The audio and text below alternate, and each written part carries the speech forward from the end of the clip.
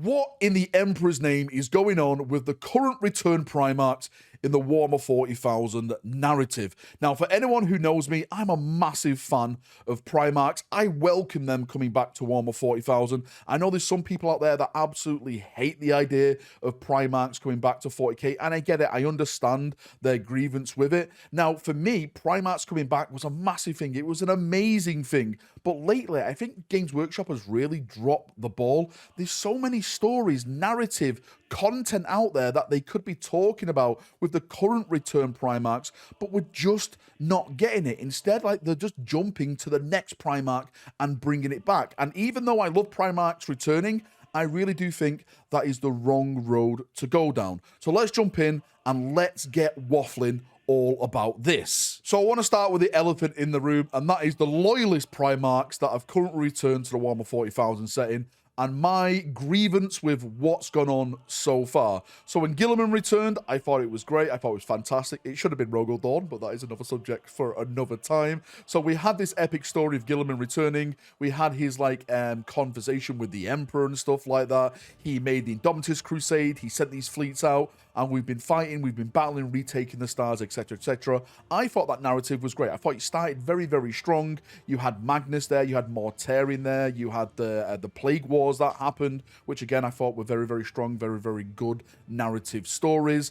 And then out of nowhere, really, well, I say out of nowhere, really, the rumors, the spice that we had for a long time, the Lion returned to the setting, and this was the big one. This sent shockwaves. This was massive because for the first time in 10,000 years, we had two Loyalist Primarchs that had returned to the Warhammer 40,000 setting. And with the Lion's return, we got a novel which I thought was great. It was very, very like King Arthur and the Knights of the Round Table vibe. But at the end of that, the Lion learned that he wasn't the only Loyalist Primarch remaining. He learned that Guilliman was also out there, still fighting the war against Chaos and all the enemies of the Imperium. And that bled into the Arcs of Omen story with the Blood Angels, the Dark Angels. The Lion then was reunited with the Dark Angels, which I thought was absolutely fantastic. He even fought against one of his traitor Primarch brothers, which again I thought was amazing, even though that should have been a novel within itself. This is what I can't get my head around. Like, stuff like this,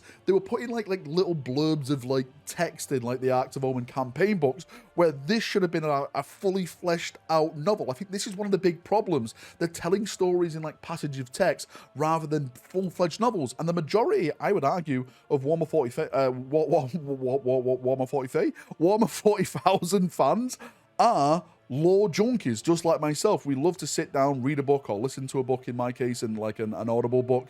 And I think this is what we're missing out on. But anyway, that aside, we've had all that. The Lion was fighting, he was reunited and everything. And then it's just been radio silence. Like, it's fell off a cliff. We've had more expanded lore since then. We've had like Space Marine codexes come out since then. And for me, I jumped in there thinking, oh, is Guilliman got to learn of the Lion's return? Is this something like we're actually going to start seeing like in little blurbs of text in there? But there's been nothing. The Space Wolves even know about the Lion's return. They've heard about that. They're talking some like, you know, Space Wolf crap about the Dark Angels and stuff. So if the Space Wolves are hearing about this, if the Inquisition's hearing about this, then why in the Emperor's name is someone like Guilliman, who is literally at the top of this pyramid now, leading the Imperium? He's the de facto Emperor of mankind at this point. He has a sword of office and everything. Then why is he not hearing about this? Why are they not writing about this? Is there something special planned going forward in the future? I don't understand like what the big pill is here that we're trying to swallow, like trying to keep it secret from Guilliman. Surely by now we should have had some text teased about Guilliman, you know, learning about the Lion or whispers of the Lion, and then maybe him sending people out to research this, to investigate this, and then we can have maybe an epic story surrounding this and then linking back together. I think this is the thing that people really want to see, but Games Workshop has been absolutely quiet on this subject. And this is not just a Loyalist problem of Primarchs not actually meeting. If you flip the coin over, since the start of 8th edition, or should I say towards the end of 7th edition, when we got Magnus coming back, and then Mortarion, and then Angren, and then the newly introduced Fulgrim, none of these Primarchs have met in the lore as well, which is, again, is another big head scratcher. Surely the forces of chaos would want to try and come together to try and overthrow the Imperium the best they can,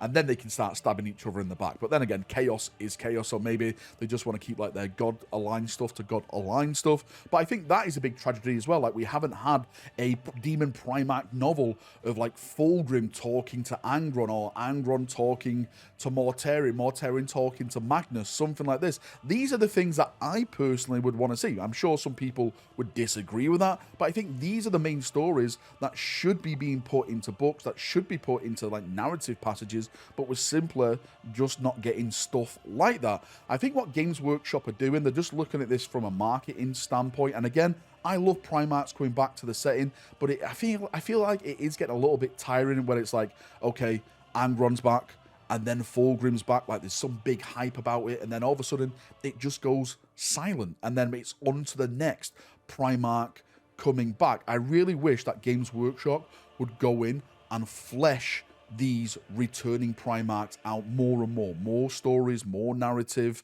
and more events happening around them. Like, it's massive when a Loyalist Primarch returns to the setting. These are literally sons of the Emperor. We've seen little bits teased about this with the Lion. Lion is going to like planets, and like the population is like, well, I'm not following this governor guy anymore, right? Because this guy here called the Lion, he's a literal son of the Emperor. If you're telling me the Emperor is a god, then this guy is a son of a god. Why should I follow this governor if a literal son of a god is here saying, hey, let's fight chaos? Like, you can have all these little bits of stuff put into books, novels, story, narrative and stuff, but we're simpler just not seeing that. And I think there's so many missed massive narrative points that Games Workshop are failing us on, but hopefully in the future we'll start seeing more and more stuff like this. Like the video I did the other day, it's basically teasing, well, I saw it anyway, it was teasing the return of Rogel Dawn. Now, I'm not saying Rogel Dawn is returning next year or the year after. I'm not saying he's the next returning Primarch, but they're still putting the foundations there of more and more Primarchs returning. It's already happened with Vashdor and Perch Rabel. There's links there for his return. Lorgar returning to the setting with a Great Whiff, which could be followed then by Corax, because Corax has his scent. Like, there's so many ripple effects to bring certain Primarchs back that are followed by even more Primarchs there. But my hope going forward in the future of Primarchs returning to the setting is that Games Workshop flesh them out a little bit more, give them more novels. If anything, just give us a bloody sequel to The Lion, all right? The Lion, Gilliman, something like that. I think this is what the fandom wants. This is what the fandom is craving at the moment. More stories, more glorious narrative, more content around these epic, mythical characters, because we're all lore junkies. I think 99.9% of the people who are into Warhammer 40,000 are here because they started with the lore, they love the stories being told, they love the setting, but sadly, I really feel lately that that is dried up, and it's more like towards us like pushing and selling models. There's so much I want to say about the competitive scene and stuff like that. I'll do that in a separate video, but I really do think like the lore has been suffering lately, and I really hope that does change. We get more and more books, more and more epic tales, more epic stories, more epic content around these epic figures that have returned to the game. Anyway, that's enough. I won't say a rant, because it's not a rant, it's just me talking stuff, right? That's enough waffling, let's say, for me. Thank you for coming. Thank you for watching. If you've got any thoughts, feedback, anything like that, post it down below, and we'll have a nice little chin wag down there, as we always do. Thank you. See you in a bit, and bye-bye.